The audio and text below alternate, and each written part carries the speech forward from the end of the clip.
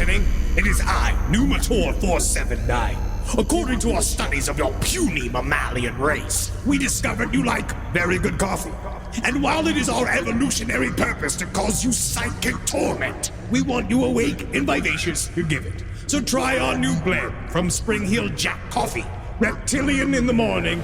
Our proprietary blend of lightly roasted cacao husks will have you immediately energized upon emerging from the pain cloaca with all your slippery new eggs. Thanks, honey. Hot, I'm cold-blooded. Thanks to Spring Hill Jack and last podcast on the left, I'm ready to get out there and eat some babies. Get out of the way, Hillary Clinton. There's no place to escape to. This is the last podcast. On the left. That's when the cannibalism started. What was that?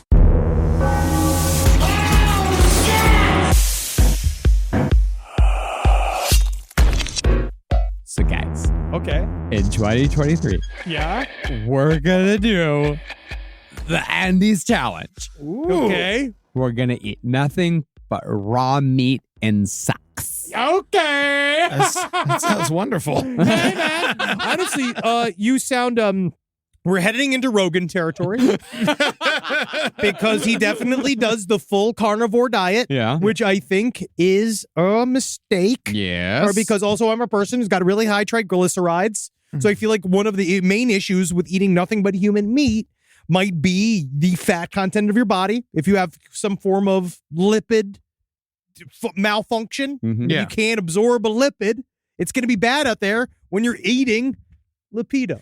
In the Andes Challenge, you can eat whatever meat you want. It doesn't have to be human meat. But that's what I'm saying, is that the carnivore It's challenge. not a real Andes challenge. Yeah, real Andy's challenge is you got to it is found human meat.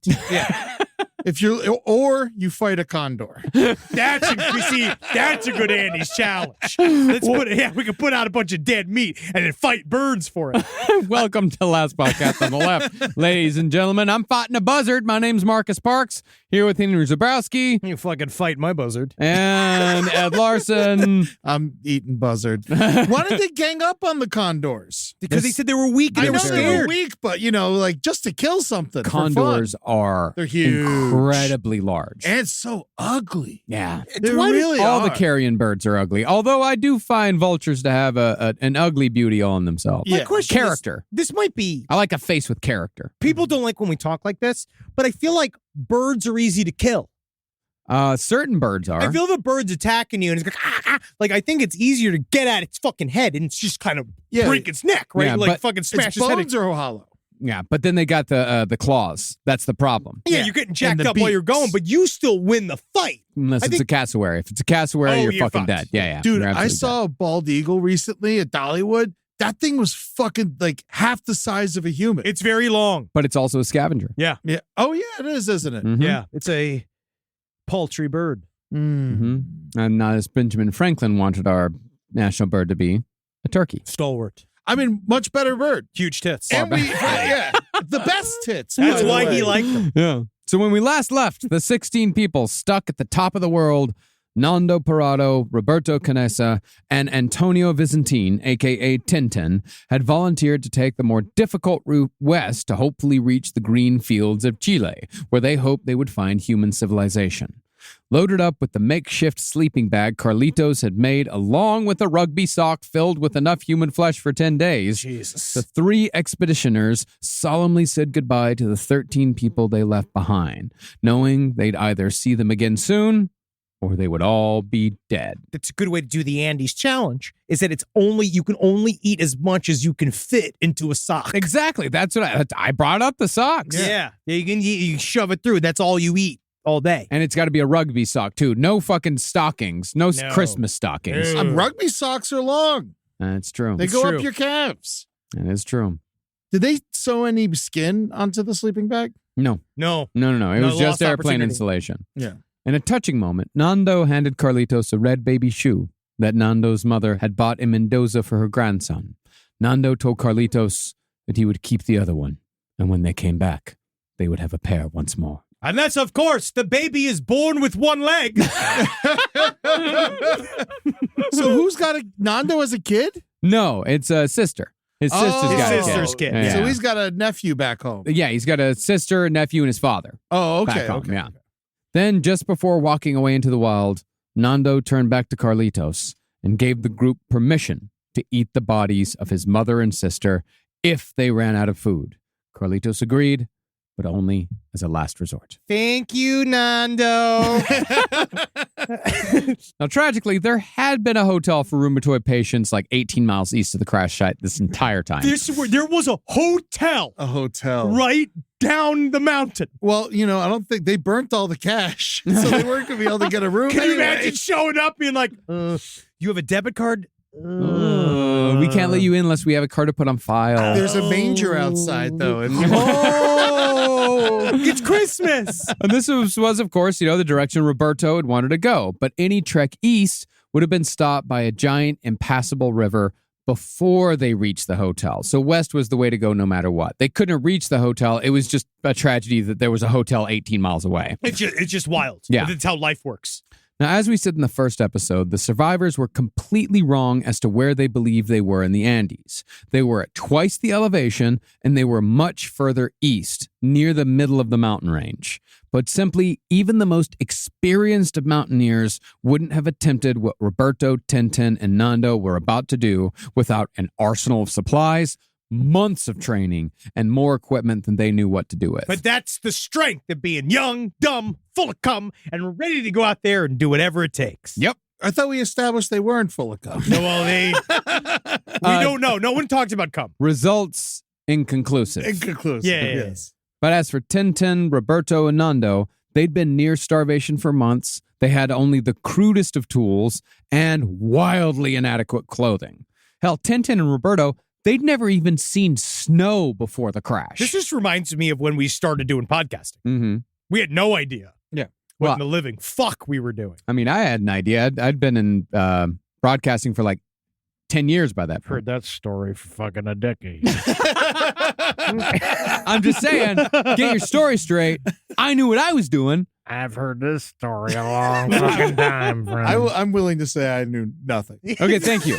Thank you. I appreciate that. Appreciate that. How do you think all of this happened? Because I already knew what to do. It's because it was there. The only thing I've learned is to not breathe as heavy into the microphone. I did have to tell you that. It's still there. Thank you. Yeah, I did. There are still plenty because we used to have to record everything on just one track. Yeah. So there was no way to cut out heavy breathing. And we No. were so hammered, too. Very, Yeah, and you so could hammered. hear the beer leave your breath. Also, I was empty of cum. He was. But by some miracle, they made it through inch by inch. Ironically, since they were so inexperienced, they often chose the hardest routes to climb. For example, Nando thought the shortest path was west, so he used a point where the sun set behind the ridges as a path. This, of course, led them up the mountain's steepest and most dangerous slope. If they were more experienced, they would have gone for the less challenging climb. Now, had they been experienced climbers, they would have also used steel anchors driven into the rock and ice, and crampons on their shoes would ensure a firm grip. As it was, they had nothing, and they had rugby shoes that had been soaking in the snow for 2 months. They're insane. And then I got into that Yuli guy. I've been talking about this competitive free solo climber. These guys are fucking nuts. Mhm. But he's the guy that would have done the most difficult route on purpose. But Yeah. it's because, again, I think he just wants to die. And these guys all still have like girlfriends and stuff. Yeah. They show up and there's always some lady being like, I know that one day he'll settle down. And be like, no, dude, he lives his whole life trying to be murdered by a fucking mountain. He's not going to marry you. Do you see Free Solo? Yeah. You're waiting for the day when they just don't come back. He's not going to marry you. He's in love with the mountain. Yeah, and don't say down, okay? Thank you. Additionally, if they were experienced climbers, they would have known that they should only climb 1,000 feet a day to prevent altitude sickness. But Nando, ever the eager beaver, he climbed 2,500 feet in 5 hours and suffered from incredible headaches and an inability to fill his lungs. He had altitude sickness bad. It's like the Bends. Yeah. It's Radiohead. Yeah. So he left everyone behind? Yeah. Like he would just fucking go and he'd be like, catch up to me when you can. This Like, is I'm just going to fucking go. This whole thing is kind of like a Radiohead album. It'd be cool. They should do that. I would say that when we were driving through that snowy pass between Seattle and Spokane, I did listen to Kid A. Yeah. And it was perfect. This is very Kid A. Yeah. They were high and wet instead of high and dry. Yeah, I like it. But even after the 2,500 feet, the summit was no closer than when they'd started because the sheer size of these mountains create optical illusions concerning how close landmarks are. You have no idea how far away something is because you have no idea how big something is. But focusing on one rock at a time, Nando and the others kept moving. They rested shortly to eat and drink water at a level outcrop and looked to see that the fuselage was still well within sight. God. All of the other survivors were actually sitting down, watching them from the airplane seats they'd set outside like it was a movie in which their very lives hung in the balance. I hate this movie. It's really boring. But again, they continued as twilight approached, and no shelter was in sight. But just after a rock the size of a cannonball fell and almost killed Roberto, they found a shallow depression in the snow under a large boulder. They huddled into their sleeping bag, and the temperature was so low that night that the water bottle they carried shattered from the cold. I don't think this is good news, man. But at least the water's still solid. Continuing on the next morning, they reached an elevation of 15,000 feet. And began climbing areas that experienced climbers would have considered killing zones. And this is all while the void below them grew larger. Remember, they are climbing up a mountain. Yeah. You go over it. Yeah. And like Denver is like, they call it the Mile High City. Yes. You know, that's hard. You need to drink water there to survive. 15,000 feet. What's that? That's like 5 miles. They're fucked. I have no idea, probably. Yeah. It's fucking son of a bitch. Can't yell at them. But just as they were about to give up, Roberto looked into the distance and saw what he thought was a road. Now, even though Nando was nearsighted, he figured it was a fault line. So the two argued for hours as to what to do next. Do we stick with the plan or would he go for the road? Eventually, Nando won out. But it is worth saying that it was a road. Yeah. It was definitely a road. In fact, it's the very road that people now take in order to hike up to the site of the crash. Yeah, it's like now where tourists go to go look at where they all died. Mm-hmm. And they go do it for fun. But considering how everything did work out, there's no way of knowing how the road plan would have ended. Oh, yeah, man. I mean, it wasn't looking good. No. So after another night of freezing sleep, they continued their climb. And after hours of agonizing work, Nando made it to the summit of the mountain first, where he fell to his knees and, for the first time since the crash, cursed God. Damn you, God! That's I mean, not in a good way, but it does kind of feel good to scream, damn you, God. That is a lot of love for God to not curse him out early. At least it's a bunch of neutrality for God. That's what Roberto has. He had neutrality for God. He's like, yeah, God's good. He was Catholic. It's fine. God ain't getting us out of here, guys. No. I am. We are. It's fucking badass. He now saw that they were nowhere near the western limits of the Andes. Judging from the mountain peaks he saw in every direction, he finally saw that they had crashed in the middle of a vast range of parallel mountain ranges. Imagine that moment. You're climbing to the top of the summit. You think, once I get there, once I get to the summit, it's going to be good. I'm going to see Chile. I'm going to see green fields. We're right on the other side. And you climb up and you see nothing but more mountains. You see 20 more peaks, just like the one you just climbed. And you're insane with sickness. Oh, yeah, you're just gone insane. You're yelling at God already. It's not good. No. You know, I would have died. Again, this is the 10th time I would have died. Yeah. Nando then heard Tintin ask, hey, can you see anything green? You see anything green over there? Shut the fuck up, Tintin. Just asking if maybe you saw some green. Yeah. No. Fuck you. No need to curse. No. Nando just had to tell him, like, just come see for yourself. Just come on. I can't. He couldn't even tell him. Yeah. But as Roberto and Tintin climbed to meet him, Nando pulled out his mother's lipstick, which he'd brought along as a good luck charm. So glad you said stick. Yeah. His mother's lips and go like, you can do it, Nando.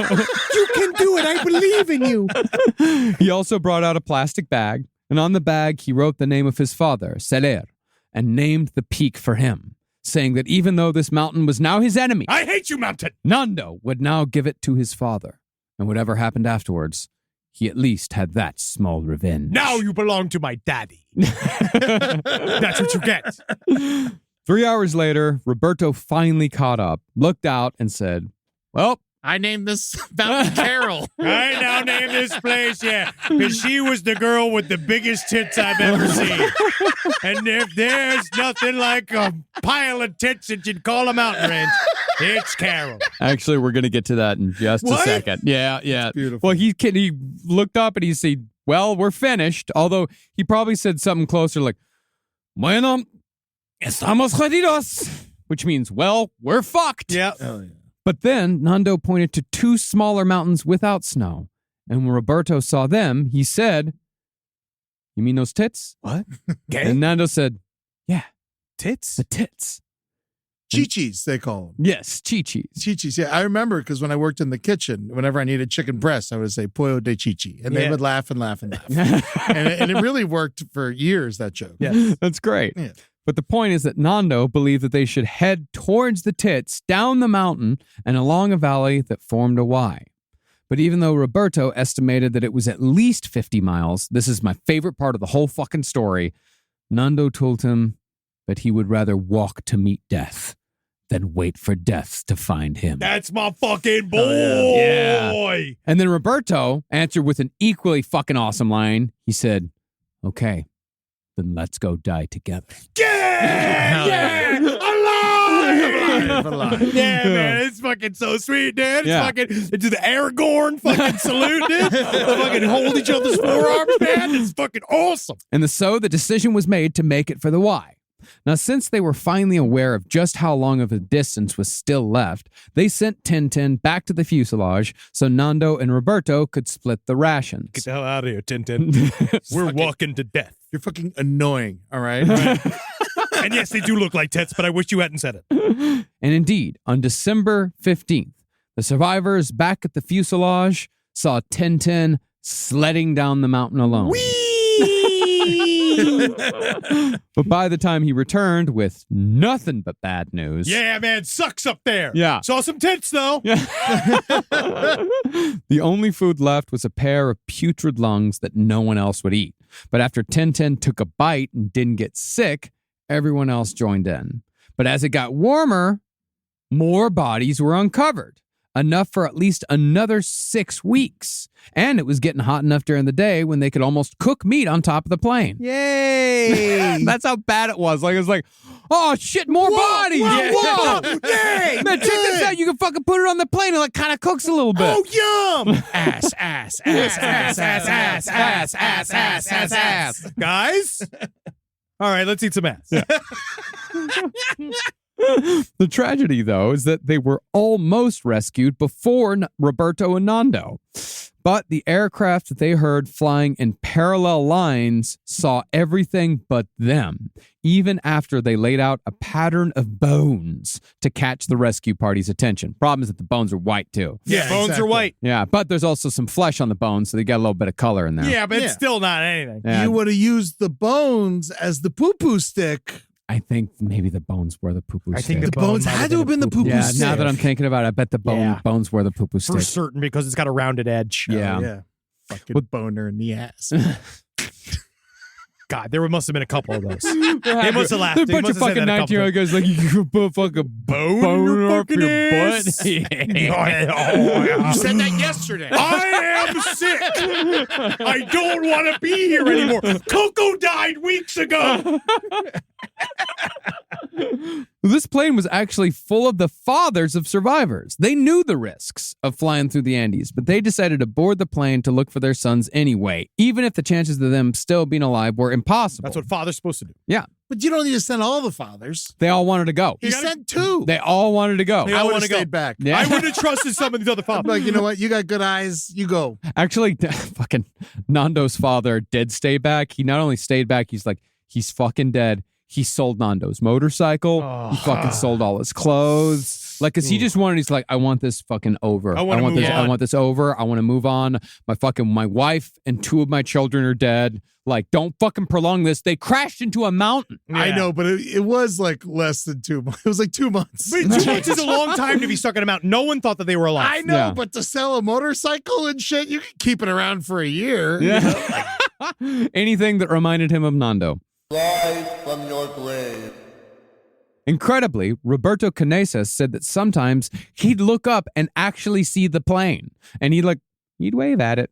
Mm-hmm. Now, Roberto and Nando actually spent a lot of time looking up and taking in the fucking inarguable beauty of the Andes. In fact, the night after Tintin left, Roberto and Nando were sipping rum and having a little toothpaste as a treat when they saw 2 shooting stars cross the Andes. In an incredible moment that illustrated just how dire their situation was, Nando turned to Canessa and said, "Can you imagine how nice this would be if we weren't dead?" Yeah. Yeah, man. And it really is. So you just sit there and be like, God, Yeah. we should come back here next year. But once they continued their journey, Roberto and Nando were discovering that climbing down the slope was just as, if not more dangerous than climbing up. I've never understood how the mountain guys get down. Yeah. Do they always get lifted up by a helicopter and shit? Like when they go to hell, when you go to the you top can't of fly Everest. a helicopter to the top of Everest. Wait, do you climb all the way You back have to to climb down? back down, but Yeah. you put the thing in the mountain. And It's not easy. I know. Yeah. Well, we did the mountain climb. I don't even Down want to talk. was I don't even. fucked up. I don't even Up want to was remember. easy. The All up of a was sudden, I'm on hard. top of the fucking thing. I'm like, okay, I'm up No, here. down was much worse. It's terrifying. Down's terrifying. I always find down easier. I don't know. You don't could know. have used you. You got bigger butt. I guess It's true. Honestly, the butt helps because that's the motion coming down. I could have let you, because I'm a, pretty good climber. Yeah. I could have helped out. You wouldn't find it. But having no expertise, they relied on luck. But I would imagine that their dwindling strength made every movement a carefully calculated decision. Not only could this rock come loose and kill me, but if I don't conserve my strength, I'm going to die of exhaustion before I get anywhere close to safety. Did they have like walking sticks and stuff? Nothing. No, Damn. nothing. The only thing they had was they had snowshoes that they had built out of like seat cushions. Okay. Yeah. And they might have had walking, but that's the thing. A walking stick's not going to help because you're walking on snow the whole fucking time. Yeah. So a walking stick's just going to go straight down. And also the problem with that is that you want the snow that you're walking on. It's actually better to walk in the morning in the early, like in the pre-dawn hours than it is to walk in the afternoon, because in the afternoon, the ice on top of the snow melts and you fucking sink down. So you don't want to fuck with the integrity of the ice you're walking on at all. Yeah. And not just that, I imagine the only poles they would have would be metal. Yeah, Then your hands would just stick to them and Yeah. fucking rip your fingers off. Yeah. I mean, you're looking down the climb down from Everest. Apparently, it's like 92 people have died just climbing down. Yeah. Even so, though, a small decision nearly resulted in Nando's death. Always the one to speed things along, Nando decided on the 3rd day that he tried to sled down a slope on top of one of the seat cushions they used for snowshoes. He immediately realized that this was a terrible idea. Yeah, you immediately become Clark Griswold. Yes. Yeah. Nando reached, by his estimation, speeds of up to 60 miles an hour within seconds. Literally, it's using that cereal varnish. Just going down fucking Ice. miles. Yeah, just Because he also knows the faster we get down this fucking thing, the faster we're done with this thing. Yeah. But we're also can die in the process, but we might die anyway. Well, he saw a wall coming real fast ahead of him, and he tried sticking his heels into the snow to slow himself down, but then he found that his body was thrown forward, and he knew that if he tumbled forward, he'd break every bone in his body. Yeah. So he decided to hold on for dear life as he sailed towards a wall of snow that either could have been a little bit of snow and some fucking rock on the other end, or a big pile of snow. One was life and rescue, the other was instant death. Well, I can't be doing that. There ain't nothing between me and the ground and a piece of government plastic. That's National Lampoon's Christmas Vacation. I fucking learned that shit the hard way myself, because like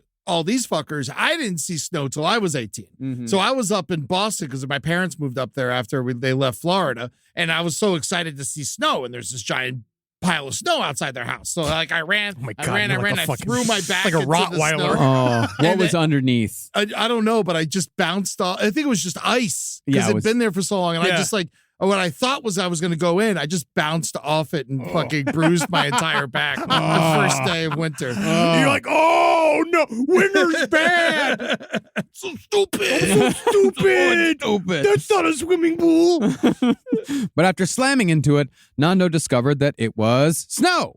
So he pulled himself up and waved to Roberto to signal that he was all right. I'm alive. All while he could hear Roberto above cursing him for being such a goddamn reckless, stupid fucking idiot. What the fuck are you thinking?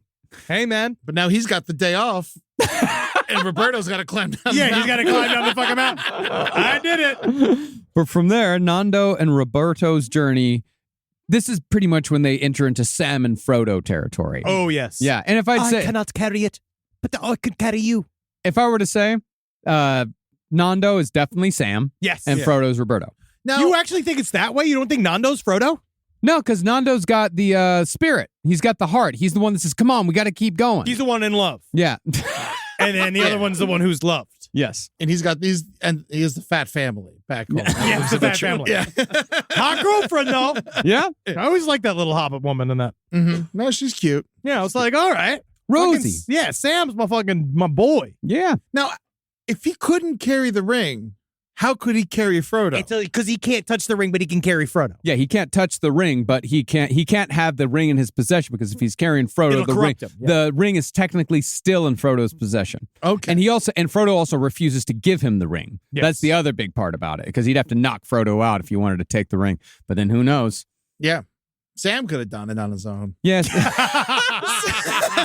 He wouldn't have put on the ring. Everybody gives the fat best friend all these fucking problems. Meanwhile, he wouldn't have been tempted. He would have just showed up at Mordor and No. threw it in the fucking lava flow. No, there was a moment after Yeah. after Frodo was attacked by Shelob and the orcs came and got him and took him up into the tower. You know, Frodo did have a small moment where he didn't give the ring back to Frodo, but he did it, and then they threw it into the pit, and that's that. They went off across the shimmering We seas. don't need to describe Lord of the Rings anymore to everyone. They all know. Yeah. We're about to get another reboot. Really? Yes. Thank God. Well, it's not a reboot; it's a prequel. I can't wait. Well, for days on end, they traversed jagged, icy boulders that could have broken their ankles at any moment, fractured glaciers melting in the warmer weather, and sharp, loose rubble. You fall down, that shit could stab you. Oh, yeah. You could rip the fuck up. It's extremely bad. And their shoes are falling apart. They've still got rugby shoes on, and they're starting to flop. They can hear like the flip flop. And if those shoes fail, they're fucking dead. Well, they cleats at least, probably. Yeah. Yeah. Yeah. But they're still falling off. They're still like the They're ice not and the good snow. for climbing Trying to stay slick positive. rock. Yeah. Yeah. Nando said that he often felt like a ghost, a spirit trapped between the world of the living and the dead. Fuck yeah, dude. It's fucking so fucking metal. Yeah. I don't know how he just didn't go off and just become like covered in pewter after this. He used his shadow to prove that he was in fact real Whoa. amidst a self-hypnosis of rhythmic breathing, the steady crunch of his boots, and an almost constant litany of Hail Marys under his breath. Damn. But on December 18th, a week after they left the fuselage, Roberto and Nando heard the roar of rushing water and discovered that they had finally reached the Y that they'd seen from the summit. We have hit the tits. Once they found a thick jet of ice water fed by melting snow spouting from an ice wall, they knew they'd found the birth of a river. And a river meant that they finally had something they could follow out of the mountains. Yeah, man. Like a trout. Imagine so much. How much they drink that day? A fair amount, but you can't drink too much ice water. But yeah, I mean, they definitely got to, they finally had fresh water all the time now. They didn't have to worry about it. But then other bad things happen. Yeah. Well, they also saw vegetation for the first time. And after they first spotted grass, they dropped to their knees and just started eating it. And it was the first thing they'd eaten besides human flesh since their night at the tail of the plane. After that came the first signs of civilization. Roberto spotted cows in the distance, and a few hours later, they found a rusted can. Nando, being cautious, said that someone, maybe they threw that can out of a plane a few years ago. But Roberto said, don't be a fucking idiot. People don't roll down their windows over the Andes to litter. They sometimes do. You can see some cigarettes up there. Those guys love smoking. Now, not letting go of Nando's comment about the can, Roberto soon found a horseshoe and some cow patties. See? And he asked, hey, fucking Nando, you think the fucking cow shit came from the plane too? I don't need your sarcasm right now. I slid down a mountain. They should eat the mushrooms underneath the cow shit. Well, look at these cool. Look at these. Oh, we finally got some stuff. Oh, no. Finally, though, they found a small herd of cows, which told them that they were definitely near a spot inhabited by humans. Now, they'd been in warm weather for a while now, so the sock meat was starting to turn. Ugh. So, in their desperation, Nando tried coming up with a plan to kill one of the cows by waiting until the cow was asleep. Then he'd sneak up on it and smash it with a rock. Hey, man, at this point, I believe in anything Nando says. Like, if he thinks he can do it, I'd be like, go for it, bro. But he's the heart. That's why Roberto's the brain. Because Roberto laughed and said, that's not going to fucking work, Yeah, they're going to fucking snap at us. Yeah. I also think we should start calling feet sock meat. From now on. My sock meat's cold tonight. Nando said, hey, well, maybe we can make some spears. And we can take it down with a bunch of fucking cavemen. Whoa. Or we can sneak it behind it and cut its tendons. Yeah. He's an Hobbit. idea man. Yeah, he's an he is an idea idea man. man. You always need one. Yeah. It used to be Coco. Now he's dead. Yeah. And when that was also rejected, Nando was like, fuck, can we just try to, like, milk it? What if we suck and stick? Yeah. Really big on dick sucking today. I don't know. Yeah. And it's a cow. You suck tits. It's just been a long, maybe it's just been it's a holiday season has been packed. You're I utterly feel like- disgusting.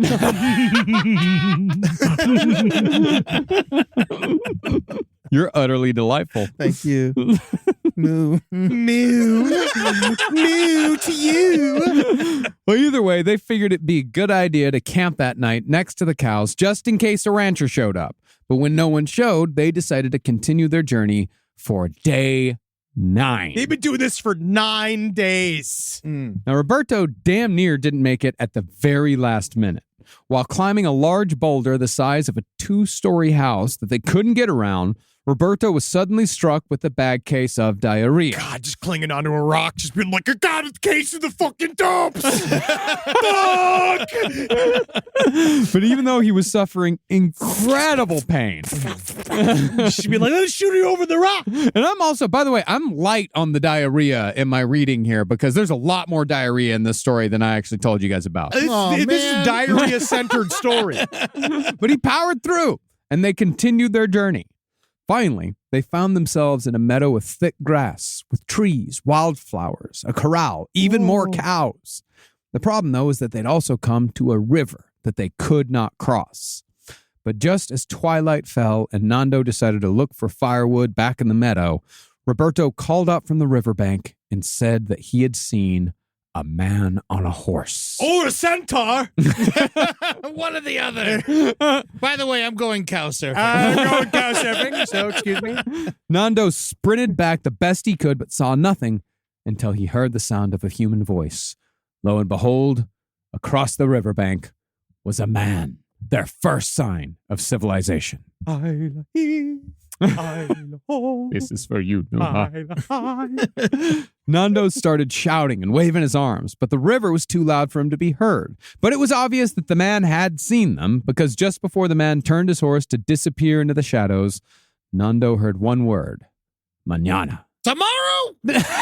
How about right now? What do you mean tomorrow? Oh my God, what are you busy doing? You gotta go where? We're in the middle of the fucking mountains. Holy shit! What do you really have to do? I will eat you. And in that moment, they knew they were saved. Rise from your grave. The next morning, on December 22nd, Roberto and Nando woke up to see 3 men sitting around a fire across the river. So you want to help them now? Mañana. Nando again couldn't be heard, but he was able to gesture to the sky, like point up to the sky and then make the motion of a plane crashing down with his hands and then like point to himself. Infuriatingly, the men just stared at him. I hate mimes. Yeah. I absolutely hate What their- is this charade? I hate his frivolous motion. Hey, everyone fucking made fun of Coco's games of charades, but that came in handy. It came in handy. It came You in go handy. like, there was a bird in the sky. I was on the bird. Listen to me. Where the fuck is Coco? Finally, though, one of the guys on the other side took a piece of paper from his pocket, wrote a message, tied it to a rock, and threw it across the river. The message said that there was a man coming, But tell me what you want in the meantime. And so, after the farmer tossed across a pencil as well, Nando quickly wrote an abridged version of their story before finally asking, "When is someone coming to get us?" Yes, come. The problem now was having enough physical power to throw the rock back. Oh, fucking God. Had he Jesus not Christ. made it, who knows what might have happened? Oh, yeah. Because as far as these guys are concerned, there's just a couple of fucking crazy dudes across the river they know nothing about. Yeah. But as it was, Nando used the very last atom of his strength and got the rock across. God damn it. I wrote a fucking I wrote that. I was so proud of like last atom of strength. But Caroline was like, hey, that's a really good line. And then it's fucking wasted. I'm wasted here. Well, after reading the note, the farmer made the universal signal for, I get it. Wait. But before he left, he threw some bread across, and Roberto and Nando had their first taste of fresh food in months. Before long, a man arrived on Nando and Roberto's side of the river, riding a mule, and he came bearing cheese. Hey, what are you guys doing? You guys hanging out? Yeah, what you guys into? You guys like football? He did, however, tell them that they would have to wait until he tended to his sheep in the pasture above. Tomorrow! Fucking Lord. It's these rural people just been like, buddy, we're in some urgency. If you are a rancher, if you have animals to take care of, it is a 24-hour-a-day, 365-day-a-year fucking job. You cannot take a day off. I understand. It's there. It's always there. I understand. So he bought his mule cheese. They just had a few more hours to wait. That's it. Fresh, made from fresh mule milk. Oh, I love a cheese. It's like a brown. But after the man on the mule returned, Roberto was helped up to share the ride. And within 30 minutes, they arrived at a set of wooden huts, and the first of the 16 survivors were officially rescued. Jeez. Alive! By the end of their journey from the fuselage to the river, Nando and Roberto had walked, hiked, and climbed 38 miles. It's fucking awesome. It's fucking crazy. They left this all out of the movie. But concerning they did a montage. A montage. Yeah. It was a montage, but they didn't even have like the river or the other guys that found him. Yeah. It was just like he walked a while, then he was in a helicopter. Yeah, yep. But concerning the distance, it became obvious after Nando described their 10-day journey that the survivors could not be reached by horseback because the guys like that had saved them was like, fuck, let's go right now. Let's go get them. Yeah. So word was sent to Santiago for helicopters, meaning that those at the fuselage would have to wait just one more day. Predictably, though, the press arrived before the helicopters. Oh, great. Shoving cameras and microphones into Nando and Roberto's faces to ask over and over again how they survived and, more urgently, what did you eat? Yeah, of Boogers, course. get away from Yeah, me. fuck you. I ate a rock. I don't know. Where are my friends? Yeah, Roberto and Nando ignored that particular question for the time being. Like when someone asked them, like, what did you survive on? Like they just stared at them. Being like, And then finally it would be uncomfortable enough for someone else to ask a question. Pretty soon, though, 3 helicopters arrived with rescue teams and medics who went straight to Roberto, who badly needed medical attention due to his dysentery. Nando, however, ran to the pilots and told them that it was the utmost importance that they leave, like, now, because he wasn't sure how much longer the people still on the mountain could survive.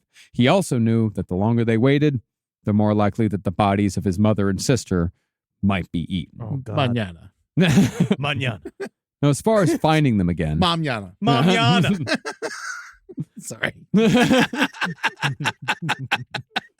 Now, as far as finding them again, Nando very cleverly had looked back quite a bit during their journey, memorizing the mountain ranges and the paths they took. Therefore, once he was shown a map, he was able to point to the very spot where the plane crashed. He's like, they're right fucking there. They're like, what? Are you fucking sure? He's like, no, they're there. And the helicopter pilots are like, you couldn't have done that on foot. Like, I don't give a fuck what you say. You couldn't have done that on foot. Fucking tell me about it, dude. And also, like, they're flying again. It's a very dangerous place to fly in the Andes, and this might be like a potentially deadly wild goose chase. But 3 hours later, Nando was strapped into the helicopter's jump seat, ready to direct the pilots to the exact spot where the Fairchild had crashed 72 days before. Speaking of the Fairchild, though, Spirits were quite low back at the fuselage. It had been 9 days since Roberto and Nando left, and 6 since Tintin had returned in defeat.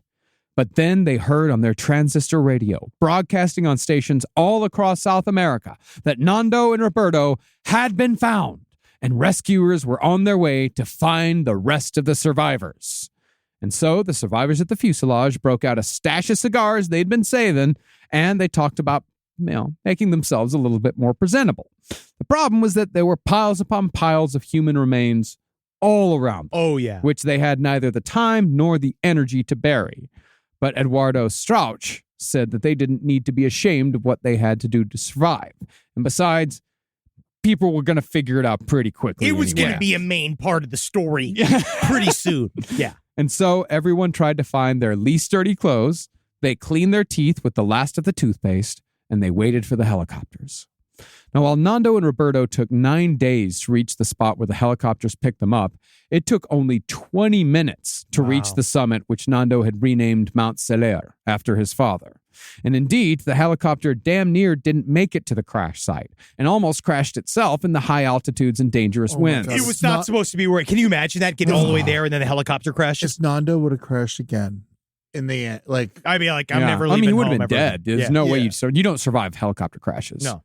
At one point, they had to veer off the path that Nando and Roberto had traversed because it was too high for the helicopters to handle. He's like, if you fly over that mountain, then I can show you exactly where they are. And they're like, that's too fucking high. They tried, and the fucking helicopter started shaking. They're like, no, fuck you. We're going to have to find another way. And so when they found another way, fucking Nando lost his bearings. He's like, fuck, I have no idea where we are now.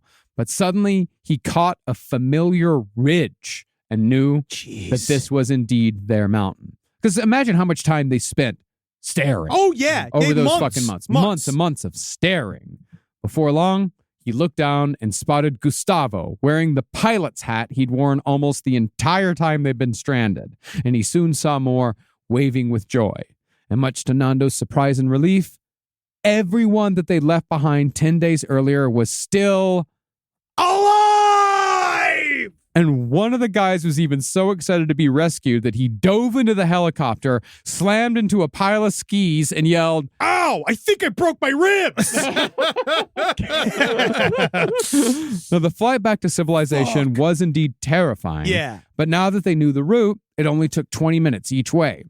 Once they arrived at the cabins and their green surroundings, the survivors rolled around on the grass, and Carlitos Paez just started eating flowers. Yeah, He ate daisies. I think you get sick from that. though. I don't think that's that weird considering they've been eating people for Yeah. months. Nothing else is weird from now on.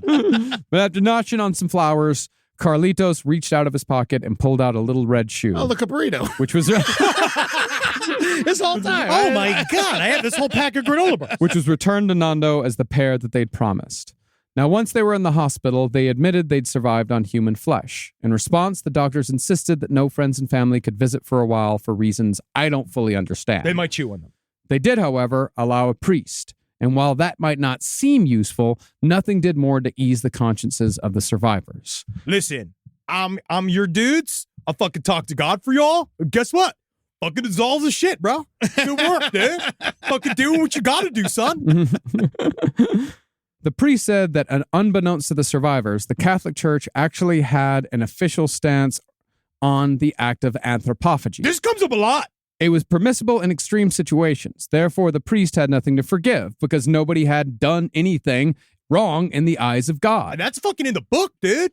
I'm fucking in that shit, man. Don't worry, friend. You got fucking, your shit is covered, bro. That, of course, didn't stop the press from publishing sensationalist headlines around the world about cannibalism for weeks on end after the story broke the day after Christmas. Oh, yes. It was irresistible for them to twist this incredible story of bravery into something salacious and horrible. Yes. Plus, everyone, it's Christmas time. You love a good horrible story. That's right my after favorite. You know, Christmas. that's why we're doing this story. Yeah.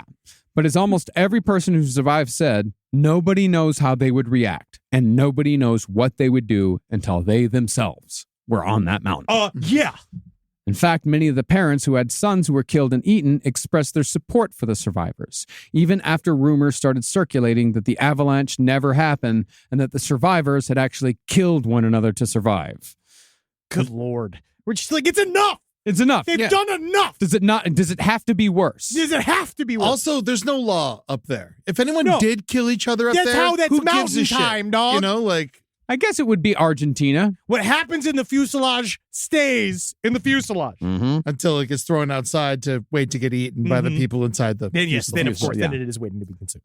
Well, as far as their behavior after the crash went, many of the survivors would get irrationally angry at the slightest setback. They ate ravenously all the time, and they would oscillate between complete silence and talking compulsively about every detail of their ordeal. Utterly traumatized. Yeah. Yeah, of course. But while most retreated to God and family, Nando Parrado became a Playboy celebrity. Yeah, he should, dog. I don't know. Come on, man. He's got the energy for it. Yeah, he'd appear in society magazines with beautiful starlets. That's my dude. He'd go to nightclubs. Of course. He judged a beauty contest. You know, I and saw he won. one time, honestly, I saw tits as well, and it saved my life. So if you just show me your tits, ma'am, maybe you too can be my mountain range. But one night, as Nando was about to enter a nightclub that he used to frequent with his friend Panchito, who had died the first night on the mountain, he broke down and cried for the first time, not only since he'd been rescued, but for the first time since the crash. Really? Yeah, Yeah. man. It's like Drake.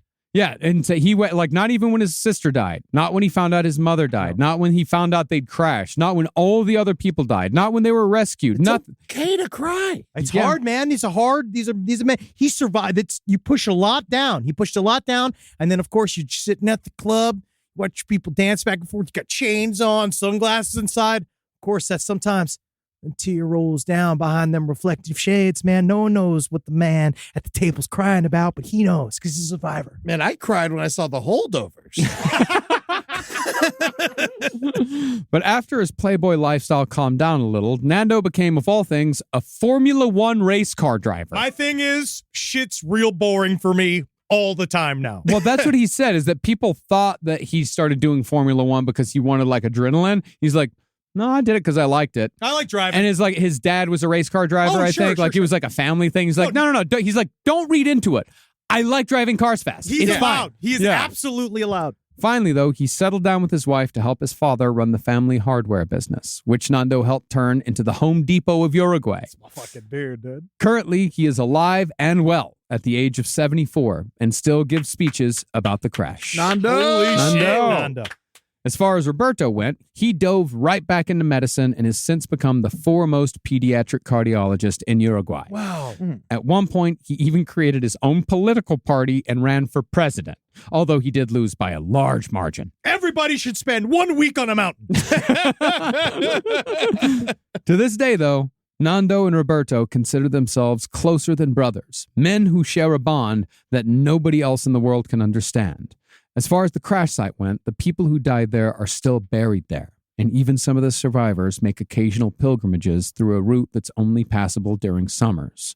After a grueling 3-day trip, they arrive at the glacier, where a grave built just after their rescue by members of the Uruguayan and Chilean Air Force still stands. Underneath lay the bodies of Nando's sister and mother and everyone else who died on the mountain. And in an incredible coincidence, 1 week ago today, the survivors met just as they do every year on December 22nd to commemorate the day that they officially survived the Andes. Alive! Man, the story's fucking, it gets me juiced up. Yeah, it gets me juiced up too. And also, I want to give another thank you to Carolina Hidalgo. Oh, of course. My wife and co-host on No Dogs in Space, for the incredible amount of research help that she did, finding the human stories in this, helping me with like dates, helping me with the script, helping me to edit down a lot of shit to make this a fucking a wonderful, absolutely great series. And she gets paid with your sweet lovemaking. Yes. And it really does. I feel like this is one of those stories you could take with you. I feel like this is, a very rare moment of like hope in the last podcast in the left series, which is actually really interesting for the end of the year. Reminding no matter what the fuck it is you're going through, if you dig deep, there is a reserve there. Always. There is something there that could carry you through whatever the fuck it is that you're going through, even if it's tits. Yeah. That's what you need to power you off the Tits mountain. are life. Yes, Yeah. dude. Everyone knows Full of that. milk. Everyone knows that. Yeah. Everyone knows that. It's huge, man. But wow, what a fucking story. What It an is incredible story. I feel stupid saying it, but yeah, great story. It's just a great story. Like, it really is. Yeah. And it's hopeful. It is. Usually Yeah. everything on the show is so upsetting. But it's Yeah. it's making it through. Yeah, it usually ends with someone in prison. Yeah, so much better than the Donner Party. Yeah. This It is really like- is. Well, yeah. Donner Party kind of worked out for the people that survived just like this, because then now you have a story. You have a story to tell everyone, and everyone's interested in your story. And they did it right. None of them, they didn't turn into weirdos. They just lived their lives. Some of them had a hard time. Oh, yeah, I like, bet some like of them not definitely- all of them like lived like full lives afterwards. Like, there was some It's mostly some Nando and like Nando and Roberto did great. Like some of the other guys did Circus people. Yeah. yes. No, they had just a lot of like divorces. Yeah. You know, like Oh, just yeah. not being able. It's like anybody who has PTSD. Like if you don't treat it, like it's hard. It's hard Yeah. to be in a relationship. It is. And they're mostly still alive. Most of them are. Yeah. That's the craziest thing. It's Yeah. intense, man. Only a few of them have died. Out of the 16, most of them are still alive. The Yeah, vast the majority. old man was one of them, of course. Yeah. Oh, yeah. But guys, we're coming up in 2024. We have a lot of great stories we're going to tell. Yeah. Some stuff that we've been promising a long time. I'm getting into a lot of weird shit, which I'm really excited for. Getting back to some of our roots. Do some hardcore true crime as well. Can't wait. You'll hear very soon. Can be cool shit. And before we do, go rent How to Ruin the Holidays on Amazon. Yeah. And ignore Ed's joke from last week. I mean, what are you going to do? Whatever. You ignore that joke. I also bootlegged it, so hit me up. Yeah, you can send it to you for free on an iPhone, a scrambled iPhone video. Yeah. Well, That's it. Hail Satan. It was beautiful, guys. Great job, Marcus. oh, Really thank good you. job. Thank Yeah, you. I Yeah, love yeah. And great job to Carolina as well. Yeah, Also. Carolina. Of course. Yeah, did a great job. Helgeen. And see you next year. Hail Nando. Yeah, Nando. Hell Nando. Fuck yeah. Amen. This show is made possible by listeners like you. Thanks to our ad sponsors, you can support our shows by supporting them. For more shows like the one you just listened to, go to lastpodcastnetwork.com.